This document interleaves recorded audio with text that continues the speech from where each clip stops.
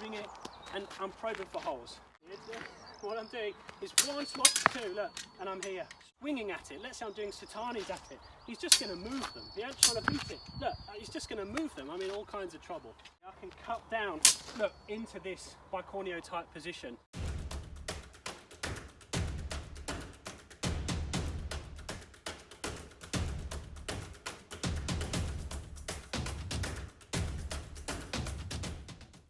Hi, I'm Mucky with the Exiles. Hope you're safe and well. And today I have a training partner. Restrictions in the UK are now such that we can get together and we can train. There's still some restrictions. We have taken all the necessary precautions, but after, 18 months, it's great to actually be able to do these videos with a person again. So this is John, one of our senior members from the Exiles in Barking, who's kindly volunteered to come and do some videos with me this morning.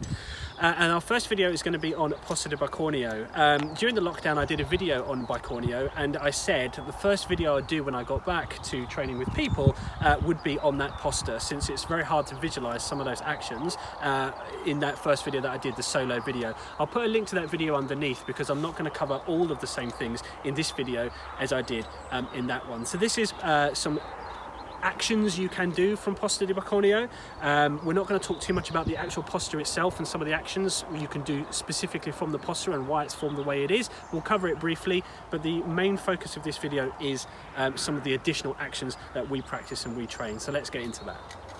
Posta de Bicornio then. So in the manuscript and the Getty we'll go off of, we see it left foot forward and we see it just hung like this. And in the previous video I explained some of the mechanics of this posta. We'll briefly talk about some of these mechanics now, but you can refer to the first video for a bit more. So the whole principle behind this position is that it's instabile, okay? I'm probing for holes in my opponent and I'm trying to occupy and dominate the centre line. So if I take up this posta and John tries to deal with this action, okay, the whole principle of it is that I keep it moving. So if he tries to take the centre line with a cover, the whole principle is that I'm moving, okay? If he tries to come back the other way, yeah, I'm moving this posta all the time. And if he tries to hit it aggressively, okay, I'm basically just using the fact that it's an instabile posta to keep trying to occupy the centre line, okay? So if we do that for a couple of seconds, okay, so try and whack it, John. Yeah, and this is the whole principle of this posta. Now if John sticks a mask on, we can pause it here. Any gap that I see, I can thrust down. Now, what I've got here is a cover, but it's instabile action. So, push, over, yeah? I'm back on again, okay? If he's cutting at me, well then I've got covers, no problem. And I've got the ability to come back into that posta to dominate the centre line. So, as well as the first video, functionally, the whole principle of Bicornio is just probing for holes, okay? And if he tries to swing it, I'm just moving it, yeah?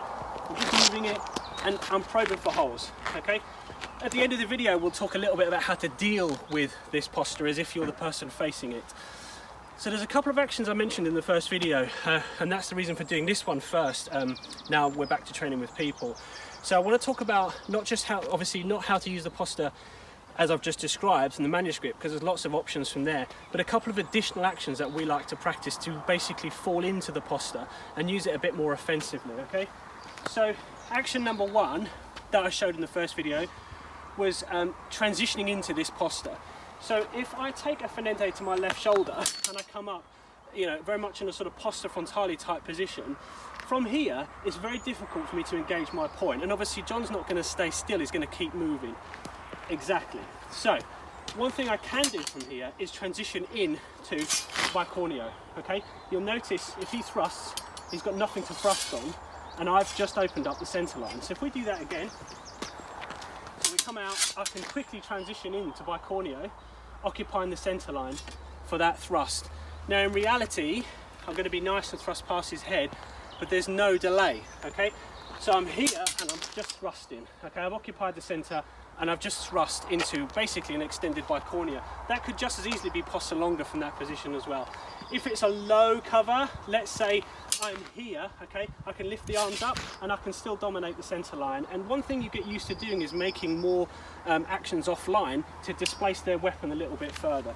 It's very important if you're going to transition into this posta not to stay linear, okay, because there's a risk there's a risk that I can still catch a thrust. So what we tend to do, let's catch it posta frontale, we tend to step again, okay, so that we've got that centre line covered, okay. If we try and do this way, hopefully you can see a little bit better. So let's say I'm in posta, support it, posta frontale, I come offline and I've got the whole centre line there, okay.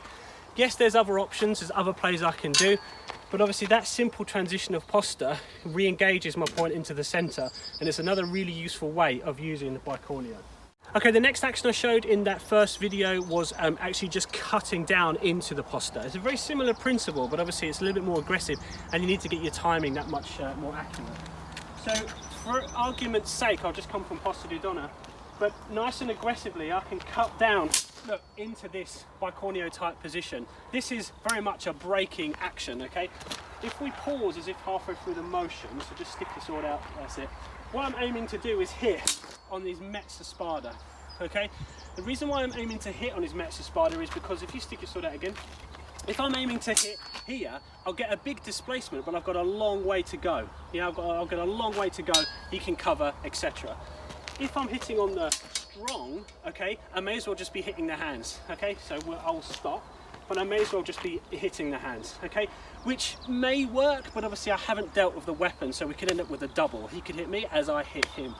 So I aim for mezza spada because I get good displacement, I'm not too far away from my opponent to hit them, okay? And it's obviously driven a little bit by distance as well, because you'll notice if I'm quite far away, I'm accidentally hitting the punter, yeah, because my action is the same, but his cut is from further away. If I'm a little bit closer, it's mezza, perfect, and we won't do it, but if I'm closer still, it's going to be strong, and again, that's the risk. So it's a distance-driven thing. So when I'm doing this, I'm here, mezza, bosh, okay, and that's just another way of cutting into that posta to displace their weapon and then to gain the centre line. The temptation from here would be just to find a cross, just to find incrusada, which is fine too. We've got all of our plays from here, no problem. But that action just takes away, yeah, a lot of that messing around, which I may not want to do. So that's the second action. I get into a brawl. Okay, let's talk about a couple of ways of dealing with posta di bicornio as if I'm dealing with it, my opponent's taken up that posta. So we've already explained, and obviously we didn't go into too much detail, but the whole principle of the posta, as we've said, is to kind of dominate and fight for the centre line. It's about probing for holes, it's instabile, you're moving the point around, you're basically just, you know, displacing your opponent's weapon and probing for those holes. So, if I'm facing someone who's in bicornio, okay, there's, you know, some challenges there. If I try and just cover that, he's just going to move it, yeah? He's going to swap sides, he's going to, you know, he's going to use the posta as it's supposed to be used, which is kind of the whole point, okay? So there's a couple of ways from the get-go that make life a little bit easier for ourselves. The first one is around posta frontale being our friend, okay? Posta frontale is very, very useful posta here. So he's obviously dominating the centre line with that bicornio. I will take up posta frontale. Now, as we've just discussed, he's going to just swap sides, okay? Which is his whole purpose in that posta. The thing about posta frontale is you have to be prepared to swap sides very quickly, preferably with a step. So if I come up and he swaps sides, and I step again, I'm starting to, or exaggerating a bit, I'm starting to choke up his weapon. So if we just do that as a two-time action, so here, swap sides, look, I'm here. Okay, now, if I don't have time to make the second step, then I don't make the second step. Posta frontale, here, look, but look, I've forced him out of position. I've got plays now, yeah? So I've dealt with that bicornio by using frontale, but importantly, gaining distance, okay? If I try and do this all out here, don't gain any distance, well, then it's gonna be silly. I'm not gonna do anything. I might get the first cover, but I might get the second. So what I'm doing, watch out for the edge there, what I'm doing is one swap, two, look, and I'm here, straight away, okay? I need to obviously deal with the hand straight away because he's going to just stick him in the face or do an action.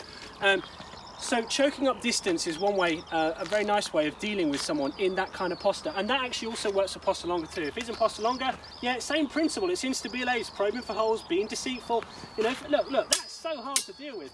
So fine, no problem, big frontale, even again, big frontale, play, yeah? So that's choking up distance.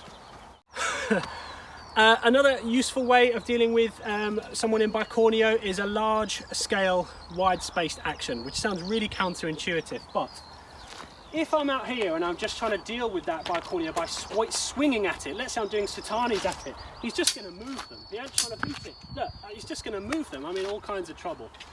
So what I'm going to do is a large scale swinging action. It could be a cut as well, it could be a fidente, yeah, but I'm going to really gain distance, okay, because he can swap sides, but he's going to find it very difficult, as opposed to just being out here and trying to hit it, yeah. And what I'm going to do instead is gain distance, because for all the lateral stability he's got with having his hand grip the way it is that we see in the manuscript, it doesn't have enough stability to deal with this. It just doesn't. And if he's clever and he swaps sides, well, that's okay. I've prepared for that by, again, choking up on distance. One of my favourite ways of dealing with someone in Bicornio is to come from underneath it, but I'm not coming underneath it out here, like that, where it can just swap ends. What I'm doing is going there, yeah? I might miss it, watch. That's okay, that's okay. I'm prepared to miss it, but a large scale committed action, as I say, as counterintuitive as that sounds, is often going to be the best approach, okay? Because you need to commit into that distance. You need to choke up what he's trying to do. A well-timed Satani is perfect from here. The last way that we're going to talk about dealing with it is the most challenging in my view. Staying at distance but timing your opponent, okay? So, in Bicornio, we know he's probing for holes, we know he's trying to be deceitful. So I'm going to give him an opening, okay? I'll put a mask on in a moment. What I'm going to do is I'm going to move around, and I'm going to wait for him to move around with me. As soon as he moves that weapon from his left side towards his right side, I'm going to cut it. So I'm here, there, I'm going to cut it. Because I'll get a massive displacement. There you go. That is one of my favourite ways of dealing with someone in Bicornio. And if I miss, that's okay. I haven't committed to distance. Yeah, I'm staying at distance. So he's going to find it very hard, and the time is really important. There you go. Ah, damn. He's going to find it very hard to come in with that position and thrust at me because I'm maintaining distance. And if I get the timing right, which there I didn't, then hopefully I still didn't. Hopefully I'll get the displacement. There. I'll get the displacement and then I'm in, okay, with whatever play I decide to do. So there's a few ways of dealing with someone in Bicornio, okay? Besides some of the more obvious ways, you can occupy breve, you can fight for the centre, but sometimes it starts to get a bit messy. So hopefully this fills in some of the gaps from that first video. Thank you for watching, thank you for John being the willing volunteer, and until the next one.